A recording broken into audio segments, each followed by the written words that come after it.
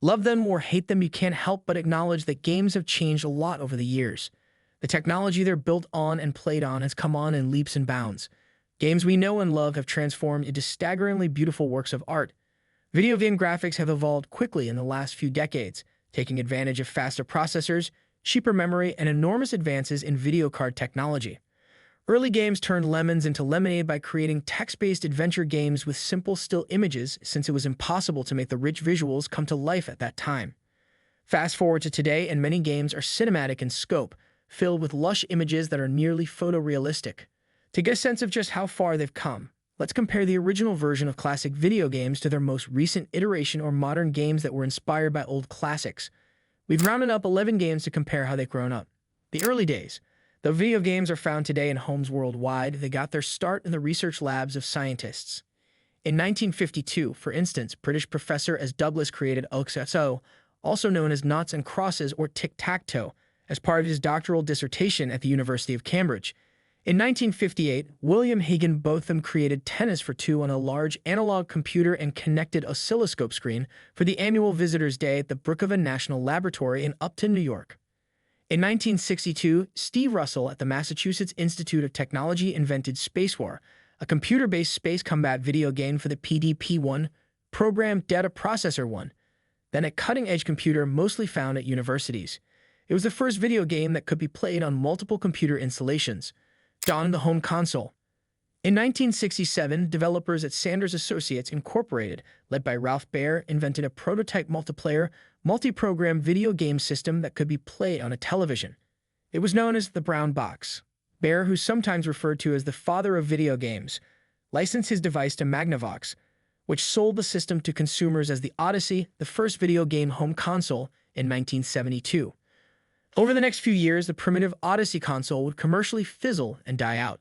Yet one of the Odyssey's 28 games was the inspiration for Atari's Pong, the first arcade video game, which the company released in 1972. In 1975, Atari released a home version of Pong, which was as successful as its arcade counterpart. Magnavox, along with Sanders Associates, would eventually sue Atari for copyright infringement. Atari settled and became an Odyssey licensee. Over the next 20 years, Magnavox went on to win more than $100 million in copyright lawsuits related to the Odyssey and its video game patents. In 1977, Atari released the Atari 2600, also known as the Video Computer System, a home console that featured joysticks and interchangeable game cartridges that played multicolored games, effectively kicking off the second generation of video game consoles.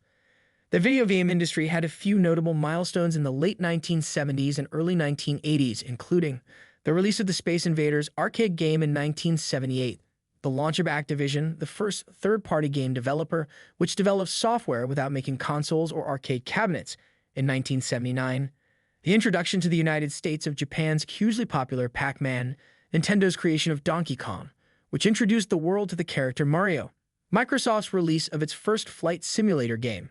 The video game crash. In 1983, the North American video game industry experienced a major crash due to several factors, including an oversaturated game console market, competition from computer gaming, and a surplus of overhyped, low-quality games such as the infamous E.T., an Atari game based on the eponymous movie and often considered the worst game ever created. Lasting a couple of years, the crash led to the bankruptcy of several home computer and video game console companies. The video game home industry began to recover in 1985 when the Nintendo Entertainment System, NES, called Famicom in Japan, came to the United States. The NES had improved 8-bit graphics, colors, sound, and gameplay over previous consoles. Nintendo, a Japanese company that began as a playing card manufacturer in 1889, released several important video game franchises still around today, such as Super Mario Bros., The Legend of Zelda, and Metroid. Additionally, Nintendo imposed various regulations on third-party games developed for its system, helping to combat rushed, low-quality software. Third-party developers released many other long-lasting franchises, such as Capcom's Mega Man, Konami's Castlevania, Square's Final Fantasy, and Enix's Dragon Quest. Square and Enix would later merge to form Square Enix in 2003. In 1989, Nintendo made waves again by popularizing handheld gaming with the release of its 8-bit Game Boy video game device and the often bundled game Tetris.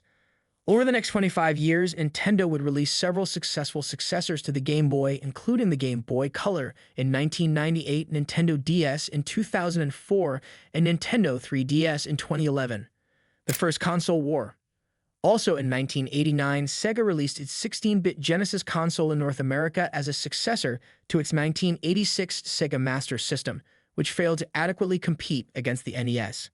With its technological superiority to the NES, clever marketing, and the 1991 release of the Sonic the Hedgehog game, the Genesis made significant headway against its older rival.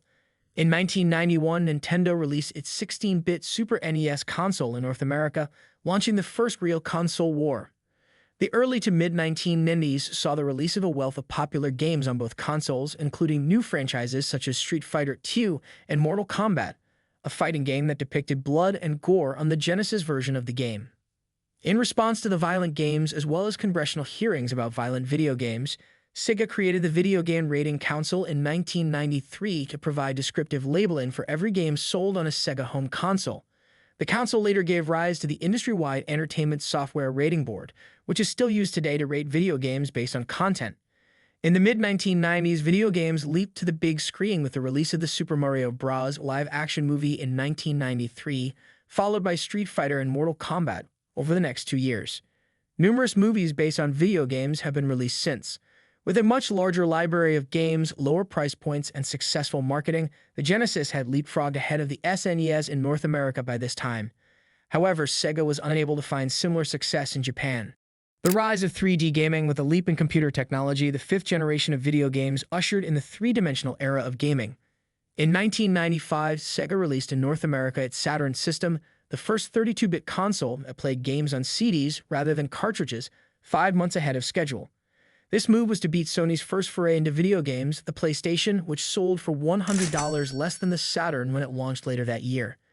The following year, Nintendo released its cartridge-based 64-bit system, the Nintendo 64.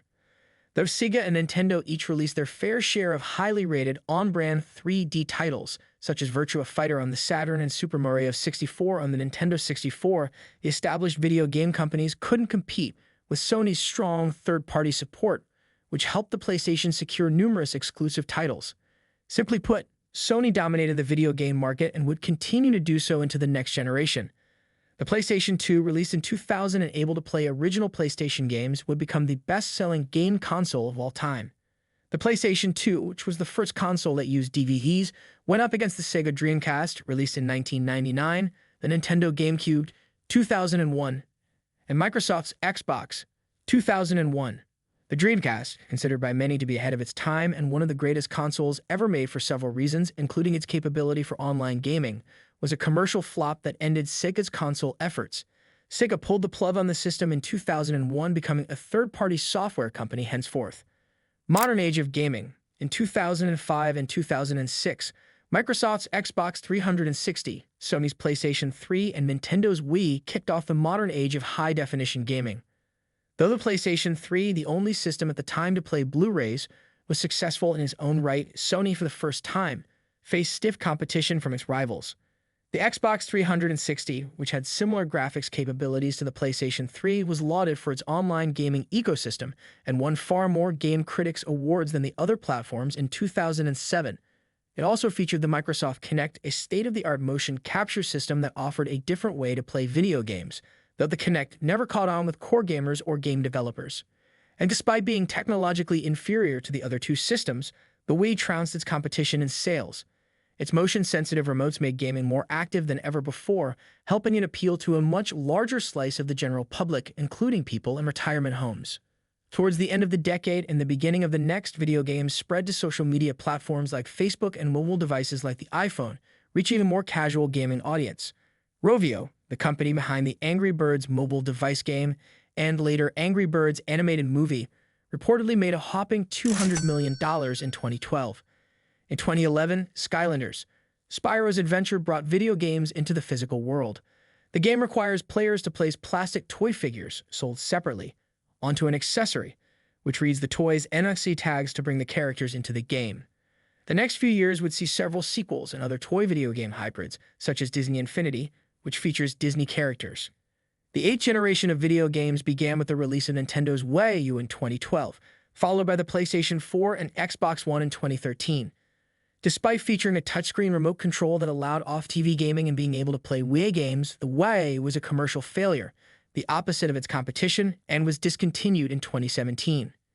In early 2017, Nintendo releases Wii U's successor, the Nintendo Switch, the only system to allow both television-based and handheld gaming.